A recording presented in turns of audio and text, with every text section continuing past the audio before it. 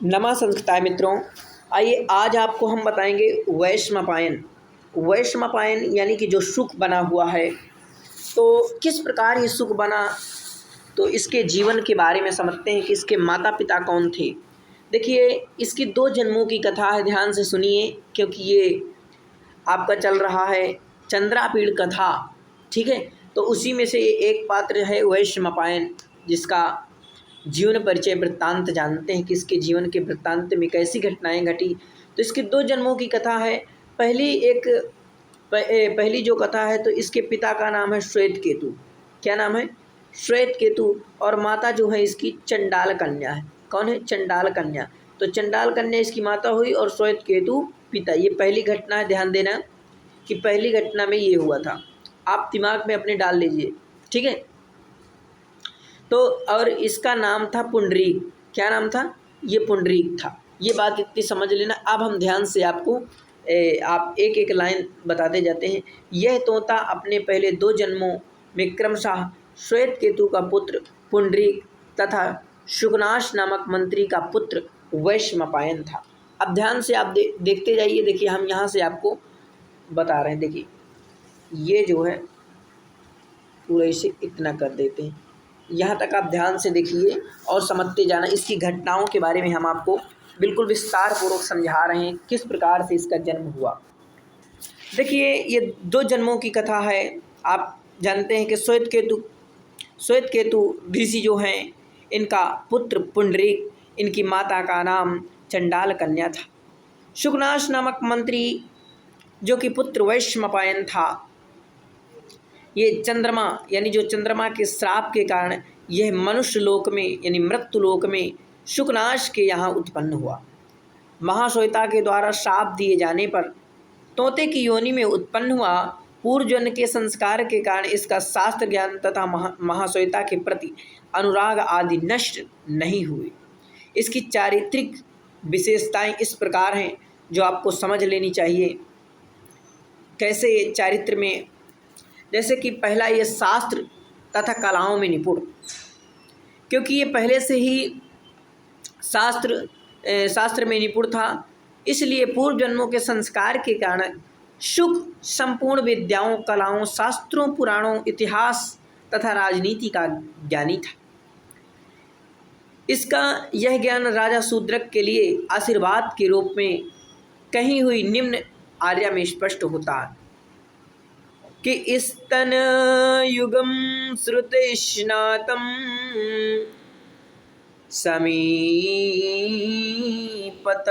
वर्त हृदय शोकाग्निः चरति विमुक्ताहारं व्रतमिव भवतो रिपुः स्त्रीणाम। ये जो है इस श्लोक से जान पड़ता है। अपने इसी ज्ञान के कारण इसने अपने तथा शूद्रक के पूर्व जन्मों की कथा को स्पष्ट रूप से कहा था। मनुष्य की वाणी में बोलने वाला ये जो एक साधारण तोता नहीं है, यह मनुष्य की वाणी में बोलता है। और कैसी वाणी बोलता है, ये आप ध्यानपूर्वक सुनिए। इसकी वाणी मनुष्य के समान स्पष्ट थी। स्वयं राजा शूद्रक उसकी इस चमत्कार युक्त वाणी से प्रभावित होकर अपने मंत्री कुमार पालित से कहता है। तो पूछ लेगा आपसे कि जो शूद्रक का मंत्री था, उस मंत्री का क्या नाम था? तो शूद्रक के मंत्री का नाम है कुमार पालित, ठीक है। ये आपको अगले एग्जामों में काम देगा, तो नोट कर लिख लीजिए। शूद्रक के मंत्री का नाम है कुमार पालित से कहता है कि सुना आप लोगों ने इस पक्षी की वर्णों के उच्चारण में, जो वर्णों का उच्चारण कर रहा है, यह किस प्रकार से इसके स्वर मधुर हैं, मधुरता है इसकी आवाज़ में। पहले तो यही महा आश्चर्य हुआ कि यह सुख वर्णों की परस्पर स्पष्ट पृथकता वाली सुस्पष्ट मात्रा, अनुस्वार तथा स्वर तथा व्याकरण संयत अक्षरों वाली वाणी बोलता है। ये सब देखकर हैरान रह गए वहाँ सभा के लोग। देखिए, महाश्वेता का प्रेमी किस प्रकार है, तो ये भी आप समझ लीजिए। देखिए, यहाँ से समझिए। पूर्व जन्म के संस्कार यानी जो पहले का जन्म, इसका संस्कार के कारण इसे महाश्वेता से अति प्रेम था, बहुत ही प्रेम और लगाव था।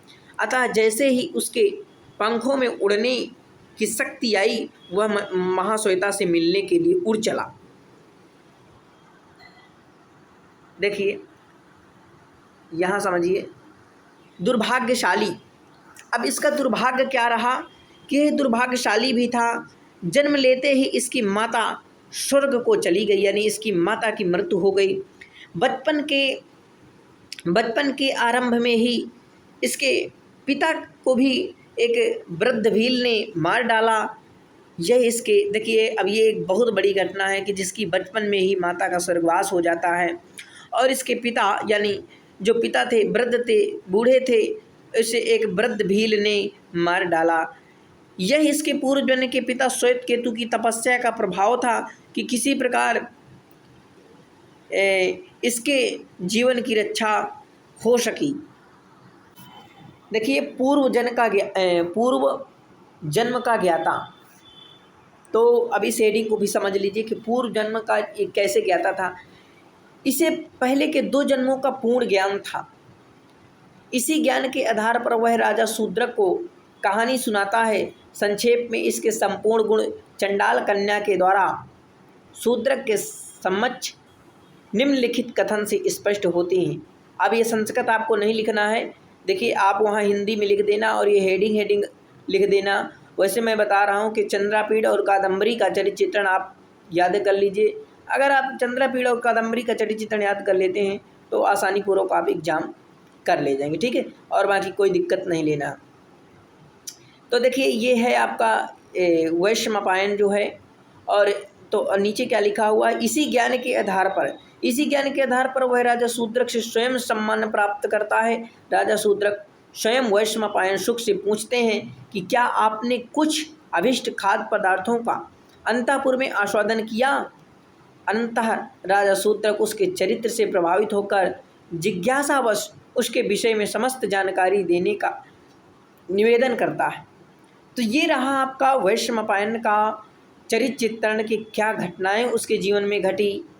अब हम अगली वीडियो में आपको कादम्बरी का चरित्र चित्रण बताएंगे जो कि इम्पॉर्टेंट आता है।